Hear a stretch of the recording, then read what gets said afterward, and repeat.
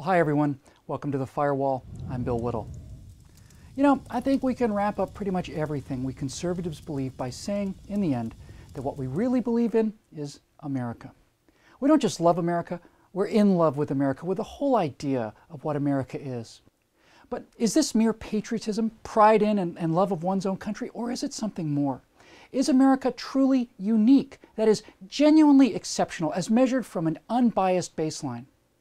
Well, America is exceptional. She is exceptional in all four of the ways that a nation may be said to be exceptional: militarily, economically, scientifically, and culturally. And I can prove it. Okay, militarily. You know, throughout history, certain exceptional nations have dominated the world militarily.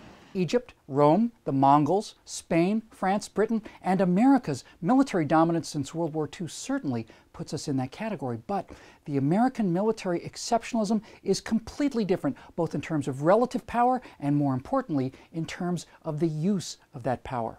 Now, at the end of 1945, only two military powers of any consequence remained after the ruin of the World War: the United States and the Soviet Union. And while the Soviets did have large numbers of troops and tanks, they had no navy and no strategic air force to speak of. Now, on the other hand, the United States possessed intact the most awe-inspiring, battle-hardened navy the world had ever seen. It possessed sky-darkening clouds of B-29 strategic bombers, and it possessed alone the atomic bomb and the will to use it.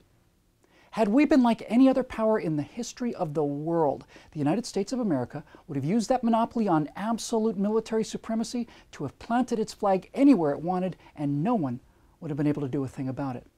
But what did America do with this once-in-all-of-history military advantage? Well, we scrapped the ships, we drove steel bars through the wings of those priceless bombers, and began the largest demilitarization in the history of the world. Oh, and we sent billions of $1940, that's an almost unimaginable sum today, to our defeated mortal adversaries to help get them back up on their feet. And this isn't an isolated incident, it's a pattern. In 1991, the U.S. Army sat unopposed atop the precious, precious oil fields that we're always told that our wars are fought to gain. And what did America do? We put out the fires, and then we came home. Again. In the 60 years since the end of World War II, the United States has deployed only in response to aggression, not to cause it. Berlin, Hungary, Czechoslovakia, Poland, Korea, Vietnam were all instances of communist, that is to say, leftist, aggression. The Gulf War and the Iraq War were a direct result of Saddam attacking his neighbors, our allies, and then continuing to attack after he had surrendered. And our war in Afghanistan was about as measured a response as any country in history has made, given the scale of the provocation.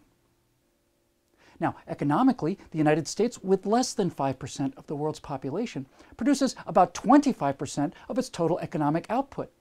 America, with 307 million people, produces about $14 trillion in GDP.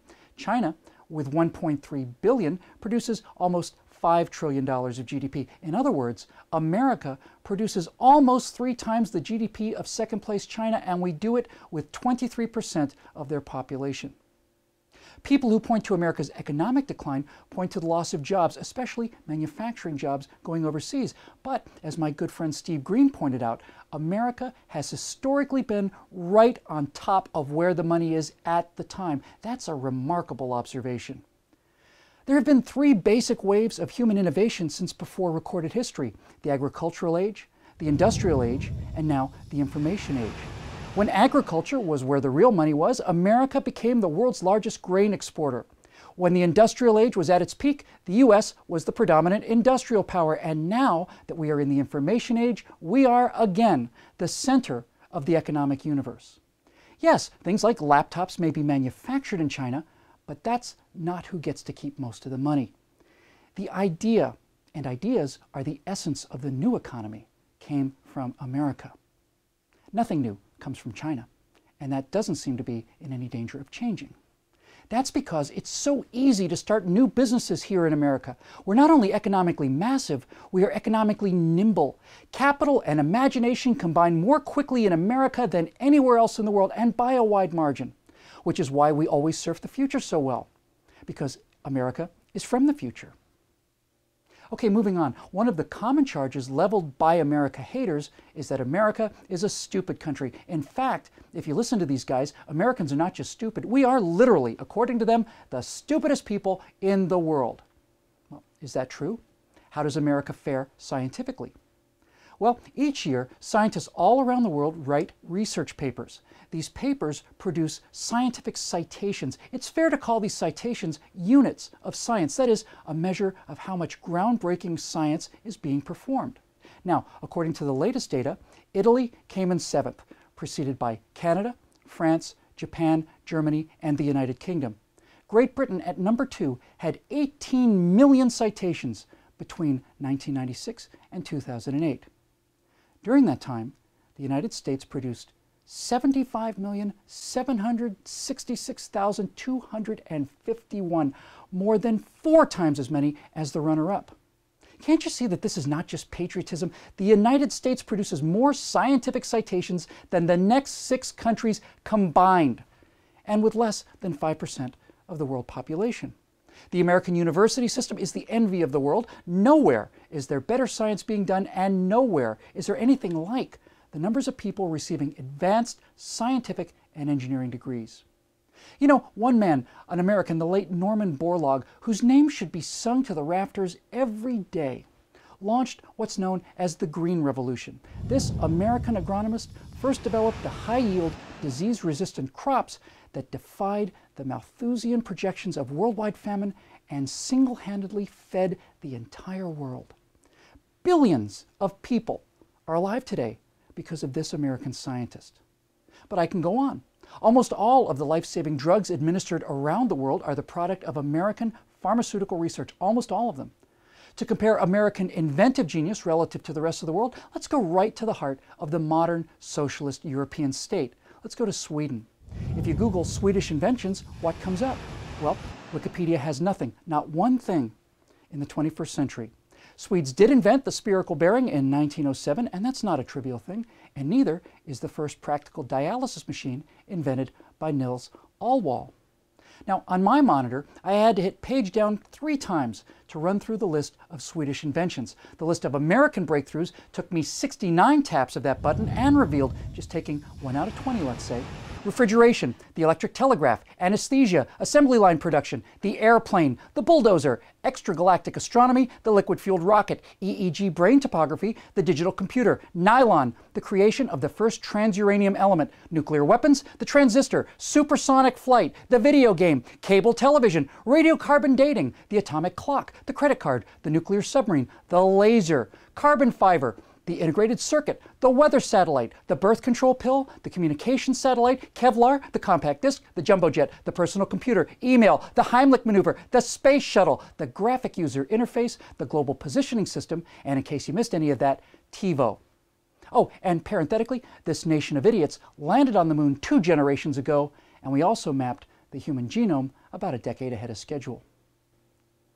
Would you not consider that exceptional scientific output for less than 5% of the world's population? I think that's exceptionally exceptional. Now, culturally, I'll just say this. Look at the list of the 50 top grossing movies of all time. There's a lot of international talent there, certainly, but every single one of them is the product of an American studio. You might object to the Lord of the Rings movies being on that list, but the 3 Lord of the Rings movies cost about $450 million, and New Zealand doesn't have that kind of money to spend on movies. Nothing like it. The top 50 movies are American movies, and they're spoken in English. In terms of albums sold, American Michael Jackson is the only one to sell over 100 million worldwide. The following 6 best-selling albums are all American, with Andrew Lloyd Webber, of all people, coming in at number 8. Look, this is not a question of whether the Brits or anyone else have great talent. Of course they do. It's a question of which country produces the international culture, and by every measure, it's us. 5%. Look, let's not belabor this any further, although I could, because it's fun. As a reasonable person, based on the evidence I have presented, would you not say that the United States of America is not only exceptional in 1 or 2 of these areas, but has historically dominated all of these fields: military, economic, scientific, and cultural, in a way never before matched in history? It's simply never happened before. Why? Well, now we know why. because we believe in small government, which means less bureaucratic and regulatory kudzu gumming up the works.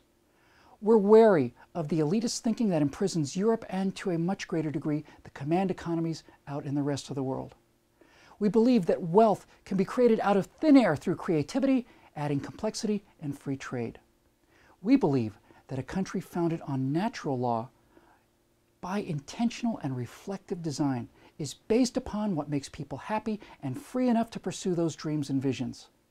We believe in the energy and courage and ambition of a nation of immigrants as long as those possessing those excellent qualities respect the law rather than mock and scorn it. And we believe that the freedom to believe all of this is ultimately the very perishable gift of free people who must be willing to defend themselves and those ideals from all enemies, foreign and domestic, and at the point of a gun if necessary.